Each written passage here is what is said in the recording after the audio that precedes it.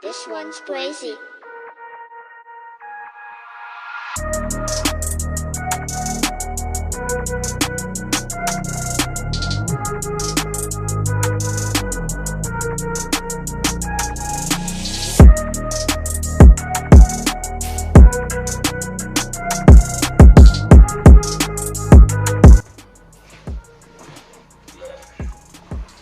I'll be honest, if you're feeling ill, if you have a sore throat or something like that, use honey.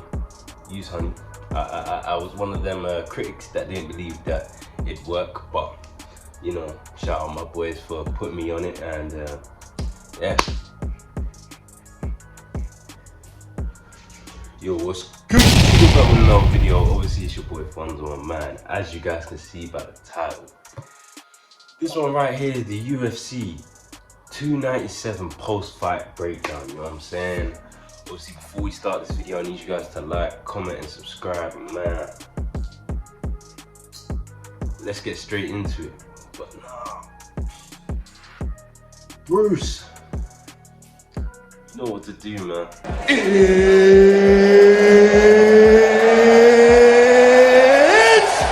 time!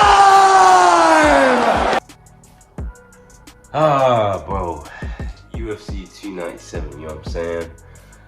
What a shit card. I'll be honest, what a shit card, man. If you haven't watched one of my post-fight breakdowns before, obviously what we do over here is we break down the entire card from start to finish. But because UFC 297 was such a shit card, you know what I'm saying, we're gonna start off, or we're not gonna break down the entire card, just because I can't lie to you, it was boring as hell, you know what I'm saying? Dana,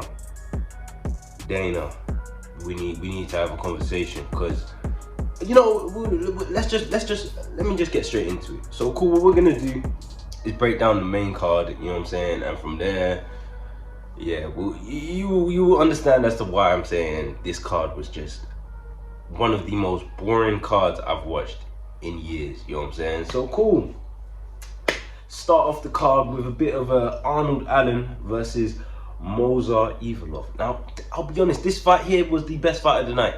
Arnold Allen is a stud. Movsar is a stud, you know what I'm saying? Both of them were going tit for tat, you know what I'm saying? They were not letting each other rest, you know what I'm saying? Lovely win for Movsar. Arnold Allen, like I said, absolute stud. I think in the next coming years, he will be in the conversation for the belt, you know what I'm saying, at featherweight. But with that being said, obviously he did lose, but like I said, this was a war. This was probably the best fight on the card altogether, you know what I'm saying? So with that being said, obviously congratulations Movsar. I think what's next is, can't lie to you, I think maybe Movsar versus either so he has to take on another top contender, you know what I'm saying? He has to take on another top contender. Now, maybe a Brian Ortega, something like that. Maybe something like that. But, you know, it is what it is. Obviously, after that, the card just started going downhill. I'll be honest. It just started going downhill. So, Chris Curtis, or, I can't lie to you, Mark, I promise you I'm not going to pronounce your second name just because I don't want to butcher it. But, Jesus. Those big boys can bang, boy. But, stiff, I can't lie to you, I fell asleep during it, like, I'll be honest. It was boring. I didn't find it interesting. Both of them were kind of, yeah, you know what I'm saying, it was a shit fight. I can't really break it down just because, I'll be honest, like I said, I fell asleep. So with that being said, obviously congratulations Chris, but get back in the gym, you know what I'm saying, get back in the gym. Obviously after that, Neil Magny, KO, you know what I'm saying, going up against Mike Malone. Now this one here, lovely KO, but once again, I didn't really see the point of this fight, you know what I'm saying. Obviously Neil Magny, I'd say he's the gatekeeper at this point, you know what I'm saying, gatekeeper for this welterweight division. What do I see next for him? Maybe, I generally don't know. Because at this point, you're kind of like the guy that they have to beat to be in contention, or at least in the conversation for top 10, you know what I'm saying? So with that being said, Neil, obviously don't get it twisted, he's a stud, he is an absolute stud. But with that being said, yeah, crazy knockout, congratulations once again. But yeah, I kind of just want to skip to the main bit, you know what I'm saying? Now this co-main event, I didn't know they were even fighting for a vacant title, you know what I'm saying? Obviously I knew Amanda had relinquished it, but Dana, once again, respectfully, I don't know about co-main for these two, you know what I'm saying? Respectfully, I think maybe main event, the early, the preliminary card, like, you know what I'm saying? Like, I mean, or maybe just further down the main card, just not the co-main, because brother, I can't lie to you, that fight had to be worse than, like, a fight that I would compare it to, but not even, the fight that I'm gonna compare it to was better, you know what I'm saying? I would say Israel Romero, that barely had any punches thrown or whatever, brother, was better than this Raquel Pennington, Mariah Bueno Silva, bro. I'll be honest. Don't do that again. Don't do it again, Dana. Just don't. Like, I'll be honest, just leave both of them. Like, bro, I can't lie, we may have to just scrap that whole division. I'll be honest, without Amanda there, like, we really took her for granted, but Jesus, we may have to start looking into scrapping that division, just because that was one of the worst fights I've ever seen.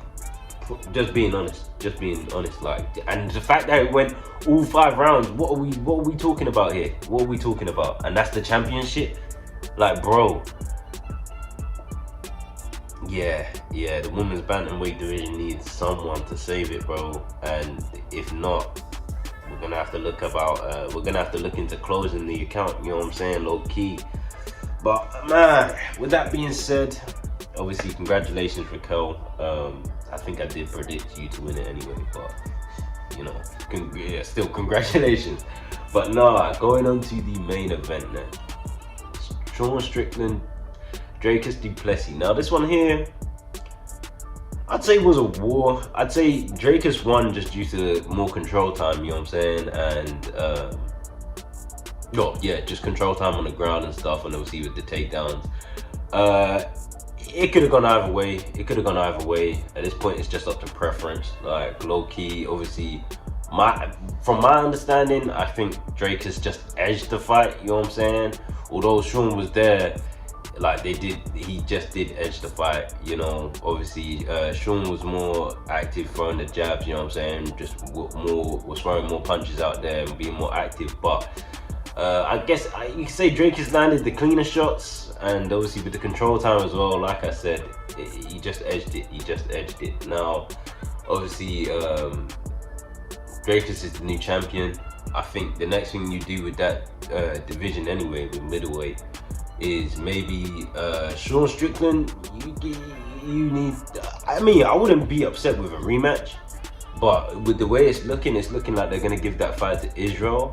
So with Sean just sitting there, maybe you do Sean versus the winner of Dricus versus Izzy, but it all depends on when they book that. And if we're saying that that's not getting booked anytime soon, maybe I would not mind seeing a Rob Whittaker Sean Strickland, you know what I'm saying? I wouldn't mind that, but